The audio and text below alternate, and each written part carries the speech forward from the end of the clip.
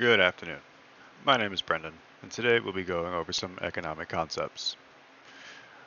One person's dollar is another man's dime. One person's spending is another person's income. The cash must flow, and the factory must grow. This principle is more or less the foundation of what an economy is. Households are folks like you and me, consumers of the various goods and services that are available at our fingertips at any given moment. Firms are where all of these products and services come from. Things like Netflix, Apple, or even your local grocery store. The work someone does providing these products and services earns them an income, cash coming into the households, that they then use to buy products and services of their own. This money is then funneled back into the firms. I believe this is best represented in a small local scale before being extrapolated out to a city, state, or even national level. Imagine, if you will, that you are a baker, a real good baker, and you've decided to move to the small village of We Bake a Lot. You've arrived with your skills and your resources, and you're all ready to acquire the raw materials necessary to start making the finest loaves of bread this side of a stand in for Mississippi. This means buying flour from a local mill, commissioning an oven from the local blacksmith, and procuring firewood from the sawyer to fuel the whole operation. An infusion into the local economy has occurred, with your bready capital being the starting point. After such a lucrative project, the blacksmith can now afford to go to the cobbler, get their kids some shoes. The mill hasn't quite worked the same way after that last storm, but thanks to your purchase of flour and grains, they're able to hire the blacksmith from the next town over, who specializes in these manner of repairs, and they can start cranking out the finest grains and flour just like they used to. The sawyer, or lumberjack's tools, they've seen better days. They're more rust than not right now. But thanks to your regular purchases of wood, they can go over to the blacksmith themselves and get a brand new shiny sharp axe. Without a single loaf of bread changing hands, kids have shoes. The windmill spins, and the satisfying thunk of an axe can be heard in the forest. Though it goes further than this.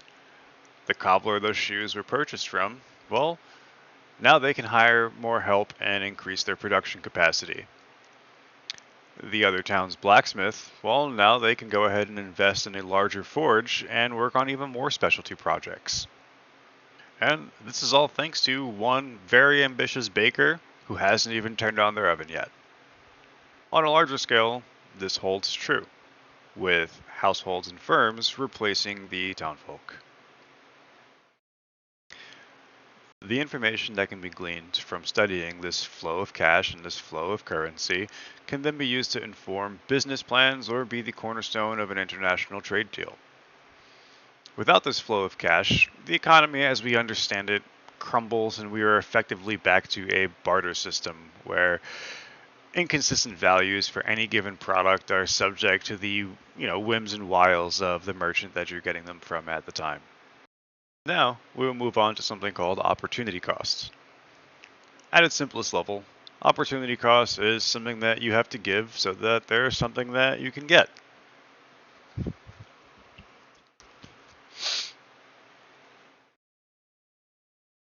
It's simple in idea form and can become a complex balance of commodities and production capabilities when viewed in the real world.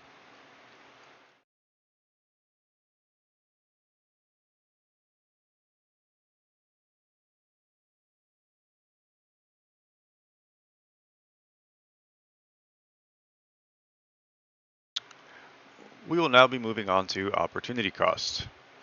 Opportunity cost is simple in idea form and can become a complex balance of commodities and production capabilities when viewed in reality.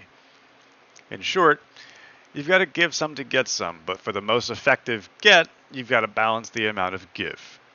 Let's head back to We Bake a Lot and take a look at our baker.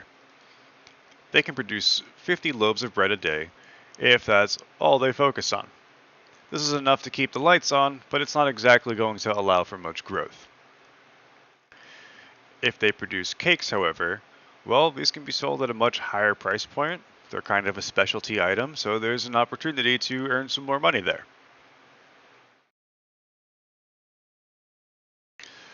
Well, that's where we run into an issue. There's only one oven, and there's only so many hours in a day, so in order to bake some cakes, we'll have to stop baking some loaves of bread.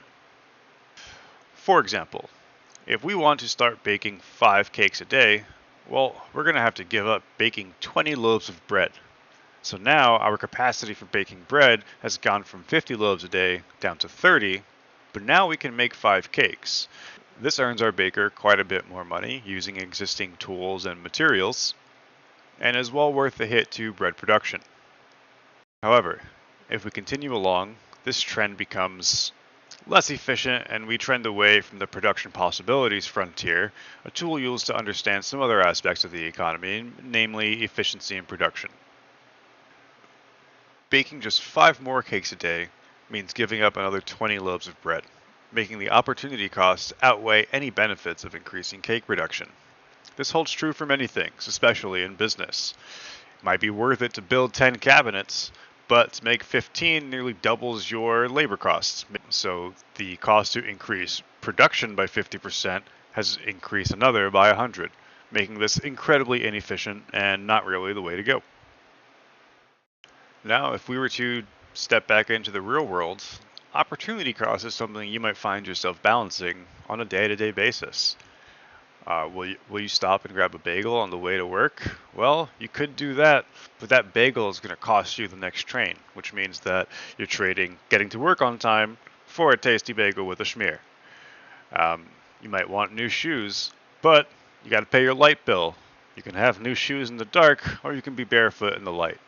These are the kind of balances, the gives and takes that, economists can slap a fancy label on, but it is the reality of life. It's the reality of existing within an economy and within civilization.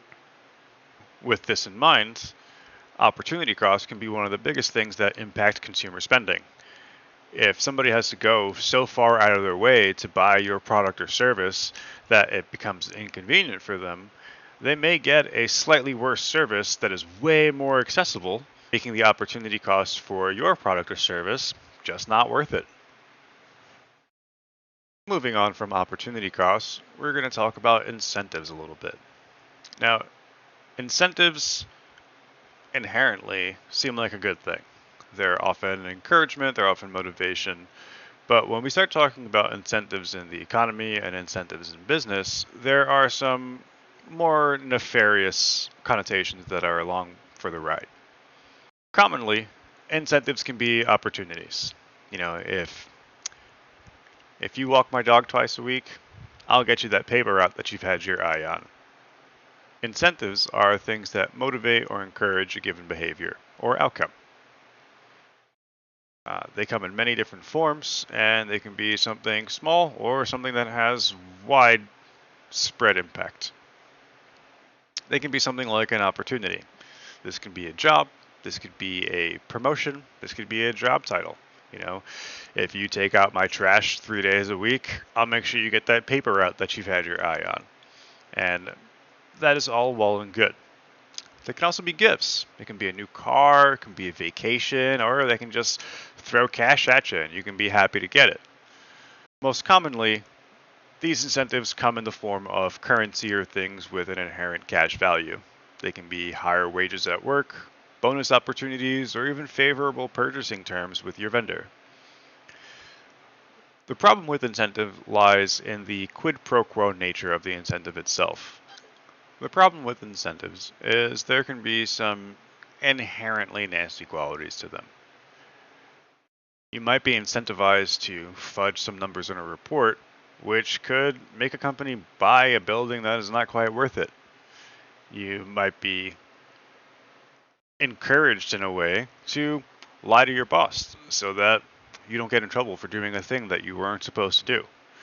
There's incentive in all aspects of our day-to-day life. They're not always inherently bad. They're encouragement, they're motivational tools. It can be as simple as giving somebody a cookie so that they'll do their chores. When we step into the world of business and in the economy, incentives can be compensation, they can be bonuses, they can be, vacation days. These are all well and good. Where things get tricky is when those incentives lead to illegal or nefarious behavior. You may have a boss that says, hey, I'll give you an extra 6 months of wages if you fudge the report that shows that we're actually solvent and we're not about to go bankrupt. I'm going to sell the company, but I need this rube over here to think that it's worth a lot more than it actually is. Now, sure, your incentive is half a year's worth of wages, but the thing you're being asked to do is not exactly above board. So, not all incentives are made equal, and not all opportunities are made equal. This has been a brief overview of the various economic concepts that we have covered in the first few weeks of class. Thank you for taking the time to watch my presentation, and have yourself a great day.